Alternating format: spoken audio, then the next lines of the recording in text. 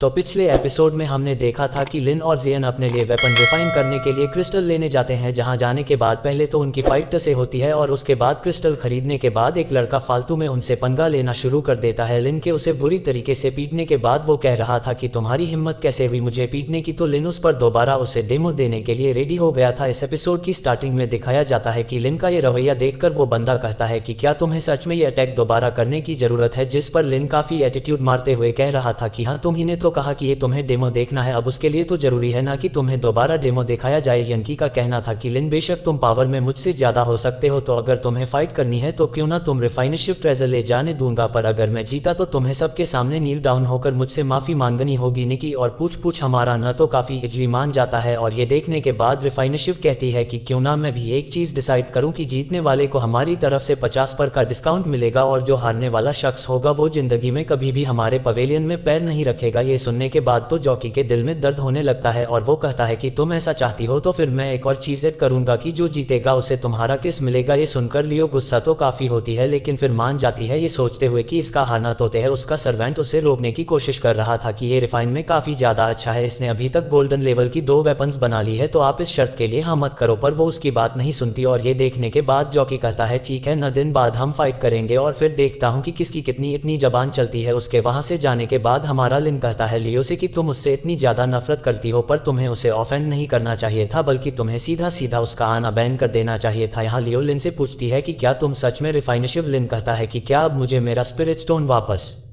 मिलेगा, तो वो उसे उसका स्पिरिट स्टोन पकड़ा देती है। वो तो खुश होने लगता है। अब इसके बाद सीधा 3 दिन बाद का सीन दिखाया जाता है जहां अरीना में लेन हाजिर हो चुका था और जाओकी भी अपने 4 गार्ड्स के साथ टशन मार के एंट्री करने लगता है, जहां उसके गार्ड इतने ज्यादा एरोगेंट थे कि रास्ते में आने वाले एक बुजुर्ग इंसान को लात मार के फेंक देते हैं और फिर उस ओल्ड मैन के ये कहने पर कि वो डेफ है वो उन्हें सुनाई नहीं देता। वो और ज्यादा चिढ़ते हुए उन पर अटैक करने वाले थे, पर तभी लिन आकर एक किक में उससे दूर कर देता है। लिन ने उस पसंद को धूल चढ़ा दी थी और वो चाहता था कि ये बंदा उस ओल्ड मैन से माफी मांगे, तभी वहां आ जाता है ये कहते हुए कि मैंने तुमसे कहा था ना कि आज के दिन जितनी भी फाइटिंग हो सब मेरे ऊपर छोड़ देना। वो तो हंसते हुए कहता है कि सॉरी दिमाग से गायब हो गया था। यहाँ दूसरी तरफ सावकी काफी ज्यादा गुस्सा हो जाता है क्योंकि लिन ने उसके एक गार्ड को मारा, तो लिन कहता है कि हाँ सबक सिखाना जरूरी था क्योंकि तुम्हारे गार्ड्स को बड़ों की रिस्पेक्ट करना नहीं आता। अब जब तुम्हारे पापा ने तुम्हें सिखाया नहीं है तो इस पापा की जिम्मेदारी बनती है ना सिखाना। ये सुनकर तो जबकि का गुस्सा 7वें आसमान पर पहुंच जाता है और उसके सारे गार्ड एक साथ हमारे लिन पर अटैक करने के लिए आगे बढ़ रहे थे, पर लिन उन्हें डॉज करते हुए कहता है कि आइस क्यूब वाले अब ये सारी की सारी तुम्हारी जिम्मेदारी है। लिन तो उनमें से एक के हाथ को मोड़ता हुआ उसे दूर झटक देता है और दूसरी तरफ जिन्यू उन चारों को पीट पीट के एक जगह इकट्ठा कर चुका था। अपने गार्ड्स की ऐसी अंचल पंचल हालत देखने के बाद साइक कहता है कि मैंने तुमसे कहा था ना कि हम रिफाइनशिप कर रहे हो, जनाब को पता था कि नेक्स्ट नंबर पिटने का उनका है, तो कहते हैं कि मैं अपनी एनर्जी वेस्ट नहीं करूंगा फाइटिंग में, इसलिए मैं तुम्हें अब सीधा वहां पर मिलूंगा। और इसके बाद वो अरीना की तरफ आगे बढ़ने लगता है। वहां लू की एंट्री होती है और सब लोग उसकी खूबसूरती देखकर मनमोहित हो जाते हैं। जैसे ही जाओकी उसे खुद से इंट्रोड्यूस करने के लिए आगे बढ़ रहा था वो तो उसे इग्नोर करके पीछे जाने लगती और ये बात हमारे जबकि को इंसल्ट की तरह लग रही थी। लू तो लिन के पास आकर कहती है कि क्या तुम फाइट के लिए रेडी हो। वो रेडी था, तो यह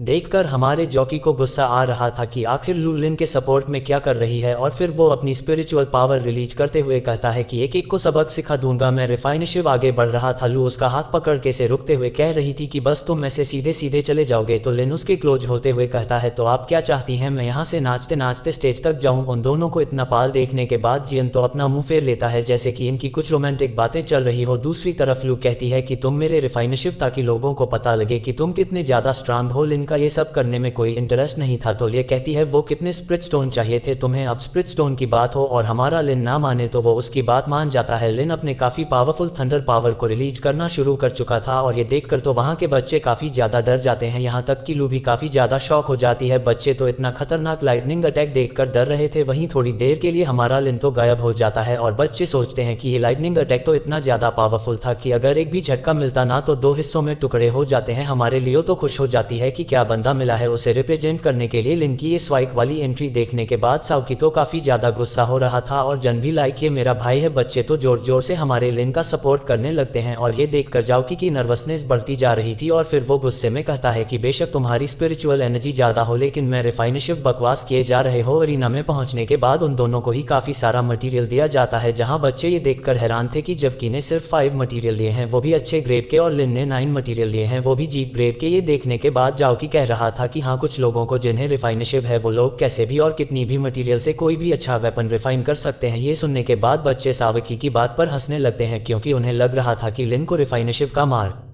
सकता हूं तो सबके सामने 3-4 तो मार ही सकता हूं। ये सुनने के बाद जायोकी का मुंह बंद हो जाता है क्योंकि उसे पता था कि लेन उसे पीट सकता है। इन सारी घटनाओं के होने के बावजूद भी जिन्यू कोई रिएक्शन नहीं दे रहा था तो ये देखकर लू को अजीब लगता है और फिर वो कहती है कि जब आप दोनों को मटेरियल मिल गया है तो क्यों ना इस रिफाइनशिप स्टार्ट किया जाए। ये बोलने के बाद वो वहां पे रखे हुए अगरबत्ती को जला देती है, ये कहते हुए कि इसके खत्म होते ही कंपटीशन स्टॉप हो जाएगा। जाव के अपनी पावर रिलीज करते हुए अपने फनिस को स्टार्ट कर देता है। उसकी एनर्जी देखकर बच्चे शॉक हो रहे थे और वो कहता है कि अगर आपने की मेथड को अच्छे से प्रैक्टिस किया है तो आपकी रिफाइनशिप को रिलीज करते हुए फनस का फायर रिलीज करता है जो कि काफी ज्यादा था। ये देखकर जयकी नर्वस होते हुए कहता है कि ज्यादा तेज करने की जरूरत नहीं है वरना आसपास के लोग इंजर्ड हो सकते हैं। उसकी ऐसी बात सुनने के बाद लिन कह रहा था कि तुम अपने काम पे ध्यान दो, ये मैं संभाल लूंगा। और फिर लिन एक एक करके अपने क्रिस्टल को रिफाइनर में डालना शुरू कर देता है। जाव की एक एक करके क्रिस्टल को रिफाइन कर रहा था और लिन का तो हमें पता है वो मल्टीपल क्रिस्टल को एक साथ रिफाइन कर सकता है, तो यहाँ भी वो यही करता है जहाँ वो क्रिस्टल्स में थोड़ी सी अपनी स्पिरिचुअल पावर भी डाउन कर रहा था। इस वजह से क्रिस्टल का मेल्टिंग होने का प्रोसेस काफी ज्यादा तेजी से होने लगता है। लिन को वो काफी ज्यादा कीमती क्रिस्टल यूज करता देखकर सावकी उसे रोकने की कोशिश कर रहा था क्योंकि ये क्रिस्टल उसे भी चाहिए था, पर लिन उसकी सारी बातों को इग्नोर करते हुए उस क्रिस्टल को फर्नेस में डाल देता है। ये देखकर तो साकी को गुस्सा आ रहा था। लिन उसे कहता है कि तुम थोड़ी देर के लिए अपना मुंह नहीं बंद रख सकते, कितना फालतू की बकवास कर रहे हो। सावकी तो ये देखकर गुस्से में तन मना उठाया कि तुमने उस क्रिस्टल को वेस्ट कर दिया, तुम्हें पता है उसे रिफाइन करने के लिए 10 घंटे की जरूरत है और तुम्हारे पास है क्या? अभी बेवकूफ लड़के, तुमने उस पूरे के पूरे क्रिस्टल को खराब कर दिया। लिन का कहना था कि ये बात मुझे पता है, इसीलिए तो मैं फास्ट मेथड का यूज कर रहा हूं ना, तुम अपने काम पे ध्यान दो। लिन ने सारे क्रिस्टल को मर्ज कर दिया था, अब वो उन्हें शेप देना शुरू कर देता है और दूसरी तरफ बच्चे बात बना रहे थे कि इस लड़के ने सच में 1000 साल पुराने क्रिस्टल को वेस्ट कर दिया। इसकी ऐसी हरकतें देखने के बाद ही तो मेरी स्पिरिचुअल पावर लो हो गई है। बच्चों का ऐसा रिएक्शन देखने के बाद बेचारी लू काफी ज्यादा सेट हो जाती है क्योंकि ये क्रिस्टल सच में बहुत ज्यादा महंगा था। दूसरी तरफ जयकी को दिखाया जाता है जो लिक्विड को बाहर निकालकर उसे एक वेपन का शेप देने लगता है। वो एक काफी पावरफुल गोल्डन लेवल का स्वॉर्ड बनाने की कोशिश कर रहा था। जब उसकी नजर लिन पे पड़ती है तो लिन ने भी ऑलमोस्ट अपना काम खत्म कर दिया था। जैसा कि हमें पता है कि लिन असल में एक आइस फेयर बनाने वाला है, वो भी जूनन के लिए, तो वो उसी का शेप बनाना शुरू कर देता है। लिन के हैमर अटैक से काफी ज्यादा स्पिरिचुअल पावर रिलीज हो रही थी, उसका ऑरा तो जाएगी को इफेक्ट करने लगता है। वो कहता है कि इतनी जल्दी तुमने रिफाइन भी कर लिया तो इसका मतलब है कि उसे अपनी स्पीड बढ़ानी होगी, तो वो अपना सारा गुस्सा उस वेपन को रिफाइन करने में लगा देता है, ये सोचते हुए कि उसे लिन से पहले अपने वेपन को रेडी करना है। थोड़ी देर के हैमर अटैक के बाद उसका वेपन पूरी तरीके से रेडी था और बच्चे ये देखकर उसके लिए चेयर करना शुरू कर देते हैं क्योंकि उसने सच में काफी फास्ट वेपन को रिफाइन किया है। बच्चों को इस तरीके से रिएक्ट करता देखकर लियो कहती है कि अभी भी टाइम बचा है तो तुम ऐसे बिहेव नहीं कर सकते जैसे कि तुम जीत गए हो, पर जॉकी कहता है कि बस थोड़ी ही देर तो बची है, तुम्हें क्या लगता है ये वेपन रेडी कर देगा? मैं तो बिना हुए सुनकर ली बनाने लगती है, पर तभी दिखाया जाता है कि एक फाइनल अटैक के बाद हमारे लिन का भी वेपन रेडी हो जाता है जिसे वो कवर कर देता है एक कपड़े से। लिन के वेपन बनाने के बावजूद भी साकी कहता है कि इतनी जल्दी में अपना वेपन बनाया तुमने, कैसे बेहतर हो सकता है? वो पर लिए कहती है कि क्यों ना इस बारे में हमें एल्डर्स को डिसाइड करने दे। तब भी वहां पर 3 एल्डर आते हैं जो कि जॉकी का वेपन देखने के बाद काफी ज्यादा इंप्रेस हो रहे थे। इस वेपन की क्वालिटी और फिनिशर काफी ज्यादा अमेजिंग थी। वो तो जॉकी की तारीफ करने लगते हैं ये कहते हुए कि आपने सिर्फ 5 क्रिस्टल का यूज करते हुए एक शुवान लेवल का सरमन बनाया जो कि सच में काफी ज़्यादा इंप्रेसिव है। और ये सुनने के बाद तो सावकी खुश हो जाता है कि वो तो हमेशा से ही परफेक्ट था, वेपन रिफाइन करने में उसे कोई टक्कर दे ही नहीं सकता। जबकि का ये रिएक्शन देखने के बाद लियू कहती है कि अभी लिन का वेपन चेक करना बाकी है, इसलिए पहले से खुश होना बंद कर दो। पर जॉकी कहता है बेटा लिन का वेपन करूँ ना, चल के देख ही लेते हैं। और फिर जब वो लिन के वेपन के पास जाता है तो उसका राफील करके वो वहीं स्टक हो गया था। बच्चे सोच रहे थे कि क्या इसको सांप सुन गया जो ऐसे खड़ा हो गया स्टैचू की तरह। पर लिन जब अपने रिफाइन किए हुए इस पैर में से कपड़ा हटाता है तो उसकी क्वालिटी देखने के बाद सब लोग काफी ज्यादा शॉक रह गए थे। लिन तो ये स्पेयर जन को पकड़ा हुए कहता है कि ये लो अपना नया वेपन, और जन भी उसे लेकर फ्लांट करने लगता है। और उसकी स्पिरिचुअल पावर देखने के बाद बच्चे काफी ज्यादा शॉक ले जाते हैं क्योंकि एक हाई लेवल का वेपन था। ये देखने के बाद जॉकी कहता है कि ये तो इम्पॉसिबल है, मैं तो जीक्यू सिटी का नंबर 1 स्टूडेंट हूँ, मुझे कोई रिफाइनरशिप की अपना हार नहीं मान रहा था। तो ये देखकर लियो कहती है कि अब चुपचाप अपनी हार मान लो और जो शर्तें मैंने रखी है ना उनको पूरा करो। पर जाव की अपने गार्ड्स को बुला लेता है जो कि 7th ग्रेड के 7 गार्ड्स थे और ये लिन को मारने के लिए हाजिर हो जाते हैं। ये देखने के बाद तो एडस वहां से अपनी जान बचा के भाग रहे थे कि कहीं वो गलती से ना मर जाए। लिन पर अटैक होता देखकर जियोन फटाफट उसे प्रोटेक्ट करने के लिए आगे आ जाता है। इसके बाद तो जियोन अपने स्पेयर के साथ एक पावरफुल अटैक करता है जिसकी वजह से वो सभी के सभी फ्रीज हो जाते हैं। जियोन का ये आइस अटैक काफी ज्यादा पावरफुल था जिसकी वजह से सभी सोल्जर्स आइस के बन जाते हैं और फिर एक लास्ट के साथ जियोन धीरे धीरे सबको फ्रीज करना शुरू कर देता है। बेचारे डर के मारे तो जब की जान निकलने वाली थी, पर फिर जियन उन सभी को रिलीज करते हुए यहाँ से जाने को कह रहा था, ये कहते हुए कि मुझे नहीं फर्क पड़ता कि तुम लोग यहाँ कितने हो, पर मैं तुम सभी को धूल चटा सकता हूँ, इसलिए यहाँ से दफा हो जाओ। और लिन भी लाइक हाँ मेरा भाई सही कह रहा है। जियन तो अपने वेपन की काफी ज्यादा तारीफ कर रहा था और लिन ये देख कर कहता है कि क्या तुम्हें पसंद आया। इधर पीछे से एक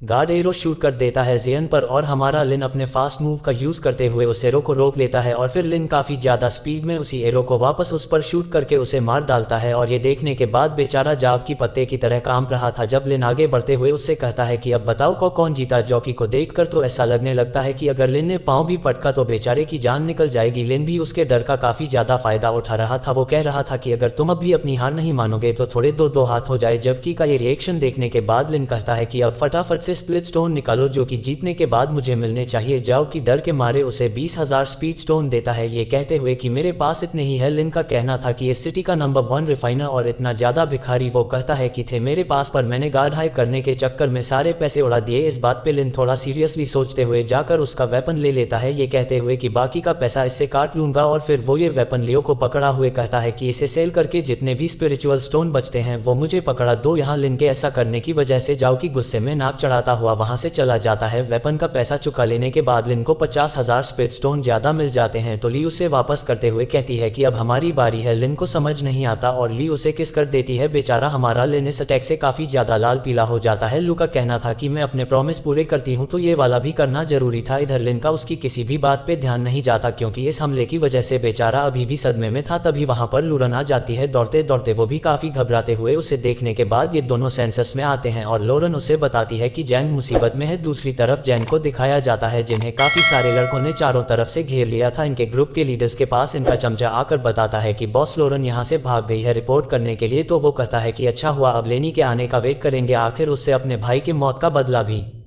तो ले जैंग कह रहा था कि तुम्हारा भाई पिल लेकर खुद से मर गया, इसमें मेरे बॉस की क्या गलती है। तो सामने से जनाब रिप्लाई करते हैं कि ना हमारा लिन उससे फाइट करता, ना ही वो पिल लेता और ना ही वो मरता, तो इनडायरेक्टली उसके भाई की मौत का जिम्मेदार हमारा लिन है। ये बात सुनने के बाद जैंग उन पर अटैक कर रहा था जो कि उन्हें लगता नहीं है, तो उसके चमचे फटाफट जैंग पर अटैक करने के लिए आगे बढ़ते हैं। जैंग था तो काफी ज्यादा वीक, इसलिए वो उन्हें जैसे तैसे संभालते हुए कह रहा था कि मैं तुम्हें हरा नहीं सकता लेकिन मैं तुम्हारा कुछ टाइम तो वेस्ट जरूर कर सकता हूँ। ये सुनने के बाद वो बुली लीडर जैंग को घायल करते हुए कह रहा था कि तुम्हें मारने में मुझे 1 मिनट लगेगा और तुम्हारे बॉस को यहाँ तक पहुँचने में 1 घंटा, तो तब तक तुम्हारे साथ थोड़ा तो खेलना बनता है। पर उसके ऐसा बोलते बोलते में ही पीछे लिन हाजिर हो गया था अपनी टीम के साथ, जो उसे कहता है कि तुझे खेलने के लिए भी कमजोर चाहिए क्या? अगर खेलने का इतना ही शौक है तो थोड़ा मेरे साथ दो हाथ कर ले। वो लोग लिन को देखकर काफी ज्यादा गुस्से में अटैक करने के लिए आगे बढ़ रहे थे और लिन कहता है कि ये लोग मरने के लिए कितने ज्यादा मरे जा रहे हैं। लिन के दौड़ते हुए एक ठंड स्लैश अटैक करने की वजह से उन सभी को 440 वोल्ट का झटका मिलने लगता है और उस पर तो हमारा अमेजिंग जीजीन अपनी आइस पावर का यूज करते हुए उन सभी को फ्रीज कर चुका था। पर ये देखने के बाद वो बुली लीडर कहता है कि तुम्हें क्या लगता है मेरे पास कम लोग हैं? मेरे पास अभी भी बहुत सारे लोग हैं। पर लिन तो उनमें से आधों की क्या लाख गुस्सों से पिटाई करता है। वो लोग तो उसके सामने टिक भी नहीं पा रहे थे और फिर एक चमचा लिन की स्वॉट को अपनी स्वॉट से ब्लॉक करने की कोशिश कर रहा था, पर वो भी उसके सामने नहीं टिक पाता। ये सब देखने के बाद उस बुली लीडर का ध्यान जैंग पर जाता है और उसे एक आइडिया आ रहा था। जैंग को भी पता लग जाता है कि वो लोग क्या करने की कोशिश कर रहे हैं, तो वो अपने बॉस को कहता है कि बॉस आप लोग मुझे छोड़ के यहाँ से चले जाओ। यहाँ वो बुली लीडर जैंग के ऊपर एक खतरनाक अटैक कर देता है, पर इससे जैंग को कुछ नहीं होता बल्कि उसके ऊपर से वो मास्क हट गया था। जैंग तो काफी ज्यादा डर जाता है और इसी के साथ ही धीरे धीरे वो एक खूबसूरत सी लड़की में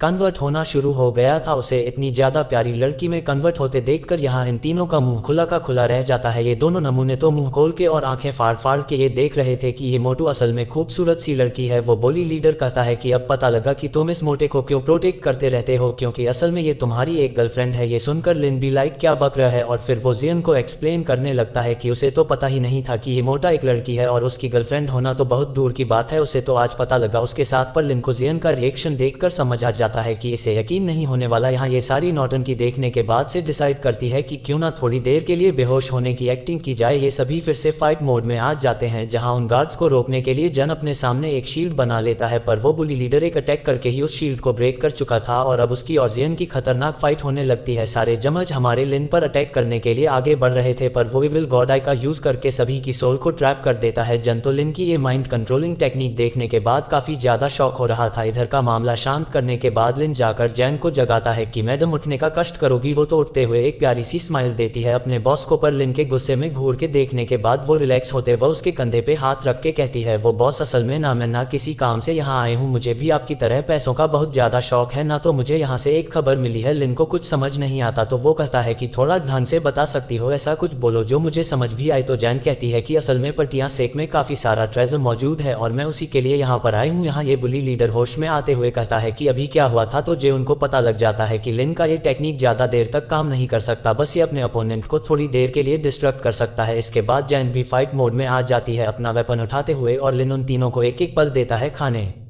के लिए। लिन अपनी खतरनाक पावर को रिलीज कर रहा था और ये देखकर हमारा बुली लीडर अपने दोस्तों को कहता है कि इसकी पावर को देखकर डरने की जरूरत नहीं है, इस पर अटैक करो। लिन तो अपना लाइटनिंग बॉटल निकाल कर अटैक करता है, जिससे काफी सारे बंदे घायल हो गए थे। अब लिन की फाइट फाइनली उस बुली लीडर से हो रही थी, जहां वो उस लीडर को कहता है कि मान लो ये बात कि तुम मेरे साथ फाइट करने के लिए क्वालिफाइड नहीं हो, पर ये बुली लीडर तो कह रहा था कि आज तुझे हरा के साबित कर दूंगा कि कितना घमंडी है तू। वो अपने विन टेक्निक का यूज करता है, जहाँ उसका एक खतरनाक स्लैश लिन भी अपने स्लैश से लगाकर ब्लॉक करने की कोशिश कर रहा था। खतरनाक ब्लास्ट के साथ वो अटैक डिस्ट्रॉय हो जाता है और वहीं दूसरी तरफ हमें पता लग रहा था कि इतने दिनों तक मोटू जैंग अपनी पावर को हाइड करके बैठा हुआ था, क्योंकि वो इतनी अच्छे से फाइट करते हुए ये कह रही थी कि तुम कदे मेरे बॉच को डिस्टर्ब करने की कोशिश की तुमने। लिन फाइट करते करते उस बुली लीडर का वेपन उसके हाथ से छटक कर दूर कर देता है। अब फाइनली वो बुली लीडर लिन की स्वॉर्ड के नोक पर था, तो जैंग उसके पास आते हुए कह रही थी कि अब मजा चख लिया ना, अब पंगा लोगे क्या कभी मेरे बॉस। तभी वहां पर एक उड़ती हुई स्वॉर्ड आकर लिन के स्वॉर्ड को दूर कर उस बंदे को खुद से दूर कर देती है और फिर पता लगता है कि ये तो वही मास्कमैन लीडर है जो यूनपिन का एल्डर था। ये एल्डर लिन को घायल करने की कोशिश कर रहा था, तो ये देखकर जैंग गुस्सा करने लगती है। इस एल्डर का कहना था कि मेरे होते हुए तुम मेरे स्टूडेंट्स को एक एक करके मारने की कोशिश कर रहे हो, पर लिन को तो इसकी सारी लाकी बता दी। वो कहता है कि तुम मेरे ऊपर ब्लेम नहीं डाल सकते, क्योंकि मैंने एक एक करके तुम्हारे सारे स्टूडेंट्स को मार दिया और तुम्हें पता है कि मुझसे कंपेयर करने के लिए तुम्हारे पास एक भी ढंग का स्टूडेंट नहीं है, इसलिए तुम काफी ज्यादा गुस्से में हो। ये सुनकर इस मास्कमैन का कहना था कि अब ये बातें चीफ एल्डर को कौन बताएगा जब मैं तुम्हें यहाँ मार डालूंगा। तो लिन उसे कहता है कि मेरे साथ कुछ भी करने से पहले जरा ये सोच लो कि तुम्हारे साथ क्या होगा। तो ये मास्क एल्डर इमेजिन करने लगते हैं कि कैसे एल्डर कुवान आकर इसे कूटना शुरू कर देंगे, क्योंकि उसने लिन को हट किया। तो ये इमेजिनेशन कंप्लीट करने के बाद ये एल्डर कह रहे थे कि उस ओल्ड थिंग का तो कुछ करना पड़ेगा। तभी कहीं से लिन के ऊपर स्नैक अटैक होना शुरू हो जाता है और ये एक तरीके का मैजिक वेपन था जो काफी स्पीड से कोई बंदा अटैक करके उन लोगों को घायल करने की कोशिश करता है। इस एल्डर का कहना था कि इस बंदे के सहारे मैं तुम्हें जान से मार सकता हूँ और किसी को कानो कान खबर नहीं होगा। लिन तो काफी रिलैक्स होकर खड़ा हो जाता है कि अगर मारना है ना तो मार के दिखा। इस बंदे की काफी ज्यादा स्पीड होने के बावजूद भी जब भी अपनी स्वॉर्ड लेकर लिन के पास पहुंचता है तो वो उसे हट नहीं कर पाता, क्योंकि तब तक वहां पर एल्डर ग्वाल आ जाते हैं जो कि इसे डांट रहे थे कि तुम्हारी हिम्मत कैसे हुई मेरे स्टूडेंट पर अटैक करने की। ये देखकर इस एल्डर का कहना था कि आप लोग स्टूडेंट्स के बीच में हो रही फाइट में इंटरफेयर नहीं कर सकते। तो एल्डर गवान कहते हैं कि मेरे लिए ये रूल अप्लाई होता है बट तुम्हारे लिए नहीं होता, तुम यहाँ क्या कर रहे हो अरीना में। ये बोलने के बाद वो अपने स्टूडेंट्स के साथ वहां से जाना शुरू कर देते हैं, जहां जैंग मैडम तो जाते जाते इन सभी को टीज करके जाती है। इधर उस एल्डर का स्टूडेंट कह रहा था कि मेरा वो वेपन इतना ज्यादा हाई लेवल का था कि इसे सीनियर ने बड़ी आसानी से तोड़ दिया। अब एल्डर को जाते जाते इसकी एक्सप्लेनेशन देके जानी होगी। तो एल्डर गवान कहते हैं कि मेरे स्टूडेंट पर बिना सोचे समझे अटैक करने के कंपनसेशन समझ लो इस पर तो ये लोग कुछ भी नहीं बोल पाते, क्योंकि वहां पर चीफ एल्डर मौजूद थे जो ये सारा नजारा विटनेस कर रहे थे। दूसरी तरफ लूरन को दिखाया जाता है जो काफी टेंशन में उनके आने का वेट कर रही थी। उन्हें देखकर वो रिलैक्स हो जाती है और लिन से पूछती है कि क्या तुम ठीक हो, और फिर अपने आसपास जैन को ना देखकर वो कहती है कि जैन कहाँ है, क्या वो उसको कुछ हो गया। तो हमारी जैन हाथ खड़े करते हुए कहती है कि मैं यही हूँ और मेरा नाम जाओ हैंग है, पर हम तो इसे क्यूट सी जैंग ही बुलाने वाले हैं। बचली लोरन की तो बोलती बंद हो जाती है। ये सब सुनने के बाद लिन का भी कुछ यही हाल था, उसे खुद नहीं समझ आ रहा था कि क्या बोलना है। और फिर लिन मास्टर की तरफ देख के कहता है कि आपको थोड़ा सा भी सरप्राइज फील नहीं हुआ। तो एल्डर गवान कहते हैं कि मैं एल्डर हूँ और तुम्हें क्या। लगता है कि किसी भी एल्डर ने जैंग को अपना स्टूडेंट क्यों नहीं बनाया था, क्योंकि एक लड़की है। इसलिए ये सुनकर तो सब लोग काफ़ी ज़्यादा शॉक हो जाते हैं। तो एल्डर उन्हें शांत करते हुए कह रहे थे कि हाँ, इस सब में से उभरने में थोड़ा वक्त लगेगा, चलो एक एक्सरसाइज करो। और ये बोलने के बाद वो उन्हें गहरी सांस लेने को कह रहे थे, वो भी काफ़ी वियर्ड तरीके से। ऐसा करते ही वो तीनों एक साथ बेहोश हो जाते हैं। लोरन तो डर जाती है, पर एल्डर का कहना था कि ये बस सो रहे हैं, जागेंगे तो ठीक हो जाएंगे। और फिर वो लोरन से कह रहे थे कि मेरा रोस्टेड चिकन खाए। वो तो दौड़ के जाती है वो लाने के लिए। नेक्स्ट सीन में हमें लिन को दिखाया जाता है जो कि आराम फरमा रहा था और हमारी जैंग मैडम उसके ऊपर लेटी हुई थी हमेशा की तरह। पर इस बार जब लिन होश में आता है तो अपने ऊपर जैंग को देखकर उसे दूर फेंक देता है, वो भी बिना किसी सेकंड थॉट के। जैंग ये देखकर कहती है कि बॉस, आपने मुझे दूर क्यों फेंका, आपको पता है कितनी जोर से लगी है। पर लिन कहता है कि तुम इतनी ज्यादा बदल गई हो कि यकीन नहीं हो रहा, ना तो हजम करने में थोड़ा टाइम लगेगा। पर जैंग उससे फिर से चिपकती हुए कह रही थी कि बॉस, पर मुझे तो आदत है ना, और आप मुझे ऐसे दूर नहीं कर सकते खुद से, क्योंकि मैं लड़की हूँ। इसलिए लिन उसे फिर से दूर कर रहा था। तो ये देखकर जूनन कहता है कि तुम उसकी चोट पर और ज्यादा चोट लगा रही हो। तो वो काफी ज्यादा डर जाती है। ये देखकर एल्डो उन सभी को शांत कराते हुए कहते हैं कि लूरन ने ऑलरेडी लिन के घाव पर बैंडेज लगा दिया है, इसलिए उन लोगों को ज्यादा सोचने की जरूरत नहीं है। यहाँ एल्डो उन सभी को काफी ज्यादा खुशखबरी देते हैं कि ये तीनों 3 दिन से बेहोश है, इसलिए इन लोगों को एक गुड न्यूज नहीं पता, और वो ये है कि लोरन ने एंट्री टेस्ट क्लियर कर लिया है और अब वो ऑफिशियली पोडिया सेक्ट की एक स्टूडेंट है। ये सुनकर लिंदू काफी ज्यादा खुश हो जाता है, ये कहते हुए मुझे पता था वो कर लेगी। यहाँ एल्डो उन सभी को खाना खाकर इन्फोर्समेंट हॉल जाने के लिए कहते हैं, क्योंकि इन तीनों की काफी सारे स्टूडेंट की जानने की वजह से 7 दिन का ट्रायल होने वाला था। लिन को तो काफी गुस्सा आने लगता है ये देखकर कि उन लोगों ने कितने लोगों को मारा, लेकिन फिर भी सजा इन लोगों को मिलने वाली है। पर एल्डो उसे शांत कराते हुए कहते